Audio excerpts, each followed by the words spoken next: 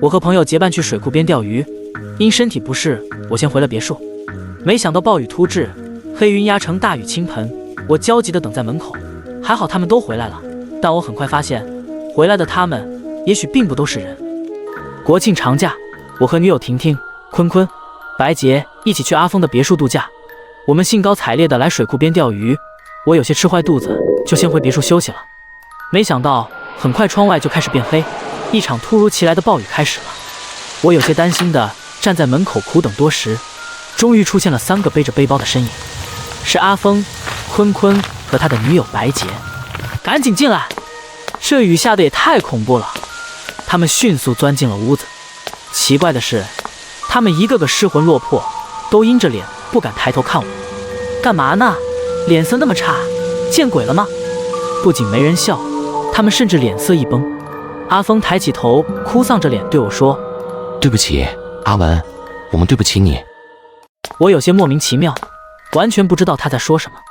阿文，小婷她掉进河里，被大水给冲走了。小婷是我女朋友。我惊愕之余觉得有些好笑。你们胡说什么呢？是真的，我亲眼看到的。小婷在前面走的水库桥，下暴雨，大水灌进河里冲塌了桥。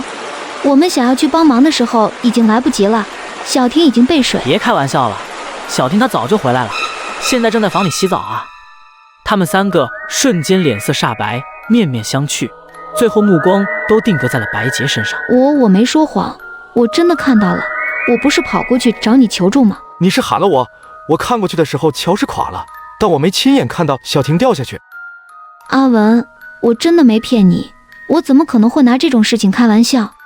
我有些哭笑不得的解释，不是说我不相信你，但小婷她真的回来了，他人就在里面。他们3个都沉默了下来，有些紧张地看向房间，气氛变得有些古怪。阿文，你确定回来的是小婷吗？那一瞬间，气氛跌进了谷底。刚才小婷回来的时候，状态确实非常差，不仅浑身被淋湿，进屋也是一言不发，扔下东西后就径直进了房间。我以为她只是受了凉着急进去洗澡而已。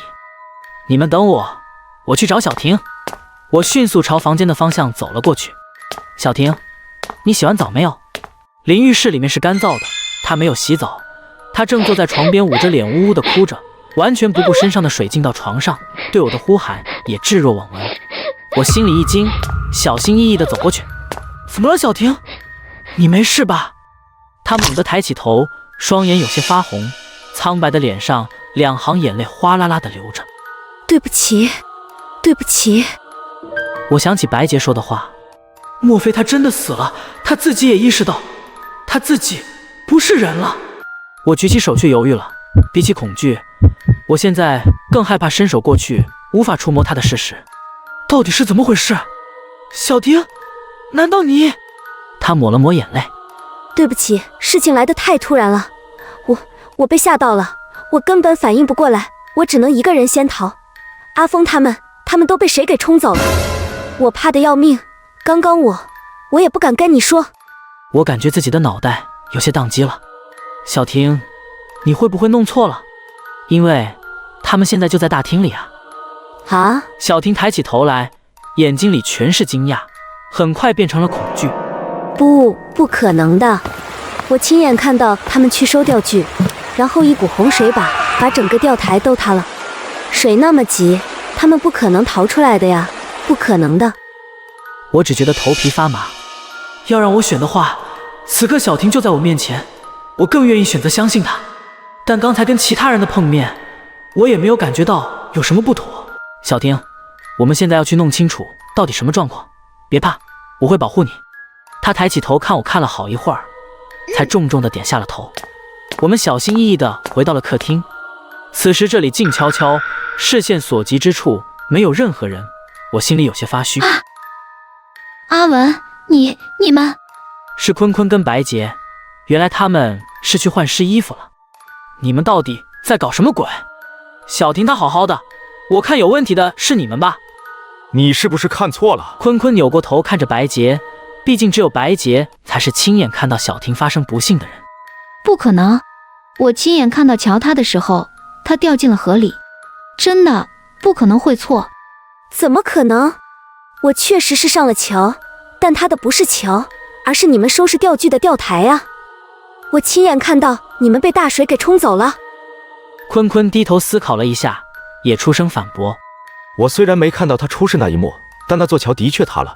我们3个从后面绕了远路，所以才回来的这么慢。如果真像你说的，钓台塌了，我们被水给冲走了，那些东西怎么可能回得来？坤坤指着大厅一个角落，那是他们刚刚背回来的钓具。这……小婷顿时也显得有些不知所措了起来。慢着，我先捋一下，你们在钓台碰到暴雨，为什么小婷会单独一个人先走，而你们还在收什么钓具？因为装有电子产品的随身包包没有防水功能，所以让小婷拿包先跑。至于钓具，你知道的，我们搭的自动钓台，那东西又不是一下就能弄完。小婷也点了点头确认，然后分歧就来了。你们看到小婷跑上了桥，桥塌了，而小婷你看到的是他们所在的钓台位置塌了。双方都点了点头。钓台绝对没有塌，但是我们都看到桥塌了，所以小婷，你到底是怎么回来的？小婷这会也缓过来了，她指着入门口的包包。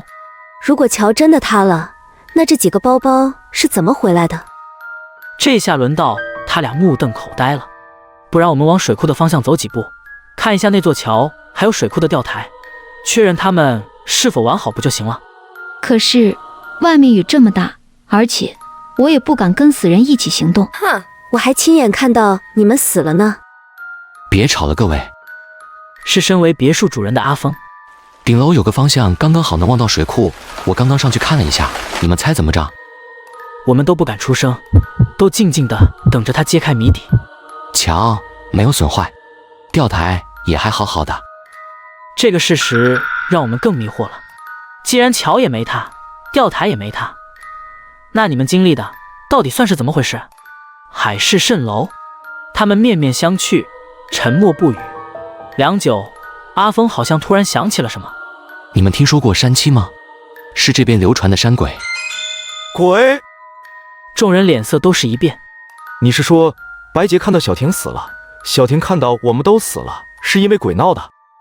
我以前听我奶奶说过，山七是一种山鬼，在天气不好时出没，会用幻术把人迷住。以前好多樵夫猎人中了他的道，要么摔死，要么互相残杀。他们以人类的魂魄为食。他话音刚落，别墅的灯光突然全部熄灭了，大家猝不及防都吓得尖叫。阿峰掏出手机点亮手电筒。别紧张，应该是暴雨把供电箱弄坏了，以前也发生过，我去地下室开下备用发电机就好了。可能是为了打破沉默，坤坤突然若有所思地问了一句：对了，你们有没有一种感觉，就是像有什么重要的事要做？对呀，我也有这种感觉。我还以为只有我才有这样莫名其妙的感觉，我也觉得自己好像忘记了什么重要的事情一样。我觉得奇怪，因为我并没有这样的感觉。什么重要的事？他们讨论了半天，也没说出点什么所以然。阿峰去了有一会了，电却一直没恢复。白洁和小婷拿手机打着光洁棒去上洗手间。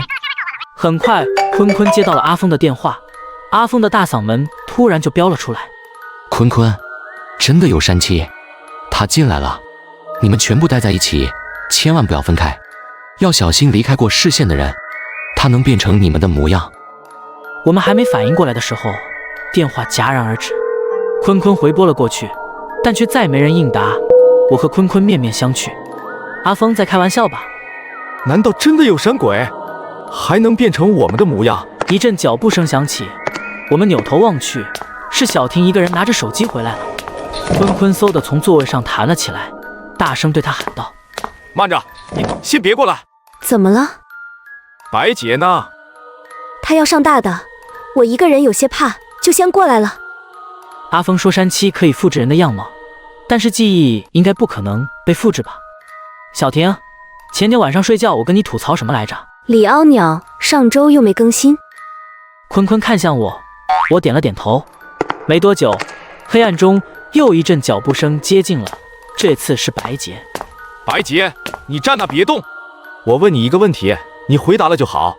什么？怎么回事？我的生日是哪天？白洁当时就愣住了。别想那么多了，直接回答就行。你回答啊。你的生日是……白洁居然支支吾吾的回答不上来，只是寂静的几秒钟，却仿佛过了几个小时。我们3个人不敢说话，也不敢移开视线，都紧盯着白洁。接下来，出乎我们所有人意料之外的是，白洁突然扑哧一声笑。她接下来说的话，也让我冷汗直流。真厉害呀！没想到被你一句就给问出来了。我们3人都有些僵住了。白洁，她这是承认了？她果真是那只山七的化身吗？你的生日就是今天呢，本想给你个惊喜，哈哈哈。我扭过头去看着坤坤，坤坤也有些愣神。我不一般过农历年嘛，你不说我都不知道今天是我阳历生日。所以，这一切都是你们在给坤坤弄生日惊喜。停电是为了制造氛围呀。阿峰去拿蛋糕了，应该快回来了。我们3人呆愣在原地，这怎么回事啊？那之前你们互相看到对方死掉幻象的事，也是假的吗？不，我是真的看到吊台塌了。生日什么的，我完全不知道啊。白洁似乎也觉得不太对劲了，她回头朝着黑暗的地方大喊：阿峰，快出来呀！黑暗中却没有人给出任何回应。我跟坤坤对视一眼，还是觉得事情没那么简单。真不对劲，如果阿峰只是去推蛋糕，怎么要这么久？而且电话也没人接。您所拨打的电话暂时无人接听，请稍后再拨。白洁终于也感觉有些不对劲，表情变得不安了起来。坤坤，我说的都是真的，你要相信我，我才不是什么山七。别，你先别过来。我去找阿峰。也许是为了自证清白，白洁扭头往黑暗的餐厅跑了过去。白洁，我……坤坤欲言而止，伸出的手也一直停在半空，直到最后，他也没有去追。客厅里又只剩下我们3个了。不行啊，我们得报警，哪怕是虚惊一场，我也认了。喂，110吗？坤坤用了比较夸张的说法，把119、110都打了一遍，说有同伴失踪，可能会遭到意外，但是他们无法马上就赶到，因为暴雨引发的山泥阻断了必经之路。看来连冒雨开车下山求助都不可能了。我操，我们只能想办法自救了。怎么自救？我知道自己看到了什么，水库的吊台真的塌了，然后阿峰不见了，现在白洁也很古怪，今天这些事绝对不正常。既然如此，那只能按真的见鬼了这个情况来操作了。啊？首先我们转移位置，去最安全的地方。到处黑灯瞎火的，哪里安全？去楼上。你们没听老人说鬼都是怕高的，越近地面阴气越重吗？我跟小婷对视一眼，都没说话。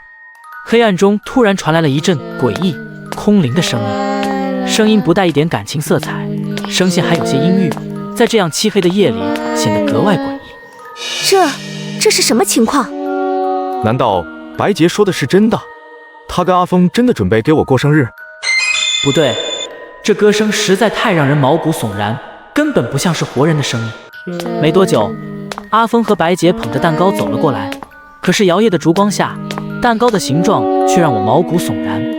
我靠，还真是给我庆祝生日来着。刚才还谨慎的坤坤，这会竟傻傻的迎了上去，呆呆的看着烛光，喃喃自语：原来是这样啊，这就是那件重要的事。阿峰跟白洁咧着开嘴笑了，我顿时明白了，坤坤看到的跟我看到的景象一定不同。走，赶紧走！我和小婷转身慌不择路地冲回房间，锁上门。我万分不解，如果山七那么容易迷惑到人的话，我和婷婷为什么没事？她好像能听到我们听不到的声音，因为在她喃喃自语的话里提到原来是这样，这就是那件重要的事。她说的重要的事，难道是帮坤坤庆生这件事吗？小婷，你之前也说过的，似乎忘了一件很重要的事，是指帮坤坤庆生吗？不是啊，我从头到尾都不知道要给坤坤庆生。那你能想起来是什么事吗？小婷低下头开始思索起来。你们说的重要的事可能是同一件事，有可能正是这件事惹怒了什么东西，大家才会被弄成现在这个样子。弄明白这件事可能是驱赶他的关键。可我真的记不起来了。别着急，从我们今早到这里开始，重新好好想一想。他点了点头，开始缓缓回忆了起来。突然，他的表情一变，猛地抬头看我，表情是我看不懂的惊恐。我正要问，房门砰的被用力撞开了，是坤坤。你也想起来了，对吧？我还没反应过来，就听见小婷应声了。小婷，别回应他，他很有可能已经不是坤坤了。阿文，你记不记得你为什么一个人先回来？我身体不舒服，就先回来了。你们到底什么意思啊？小婷抬起头，居然双眼含泪。我想起那件很重要的事了。那件事就是我们都死了。阿文，你是第一个死的，你是第一个被水冲走，跟大伙分开的。开什么玩笑！我明明记得我回到了家才下暴雨啊！瞎说什么？小婷看着我，眼泪流了下来。我突然感觉一阵头昏脑胀，好像真的不记得自己是怎么走回家的了。难道我真的死了？我扭头看向门外的坤坤，现在白洁和阿峰也站在那，他们三个人面无表情地看着我，让我感觉非常陌生。这难道是山七的阴谋？这三个人都不是真的，都是幻觉。那小婷呢？我朝着小婷伸出手，小婷，可是小婷却抬起头，泪流满面地看着我。我们都死了，我们再也不能在一起了。死我们也会在一起的。他脸色顿了顿，又看了看门外那几个人，似乎有些踌躇不定。他像下了什么很大的决心般朝我走了过来。就在这时，突然灯火通明，来电了。无论是小婷还是坤坤都消失了。小婷，阿文，你快下来啊！声音从窗外飘了进来。我转过身打开窗，外面雨势小了很多，空地上站着的是小婷、阿峰、坤坤还有白姐。小婷这个爱哭的家伙还在哭，好心痛啊！大家都死了吗？我真的也死了吗？是啊，他们是我最好的朋友，还有最爱的人。如果他们都不在了，我一个人又有什么意义？不管我们是人是鬼又有什么关系？只要我们能在一起就无所谓了，死就死了吧。小婷，别害怕，我来了。我爬上了窗台，准备纵身跃下。阿文，快回去，快回去！我还想问他为什么，突然一股怪力从背后一推，我瞬间失去平衡摔了下去，重重地摔在泥地里，头砸得眼冒金星，脚疼得完全使不上力，大概是折到了。我艰难地抬头朝四周看去，是山七，他拧着一把锈迹斑斑的斧头朝我走来。我眼睁睁看着，却无法动弹。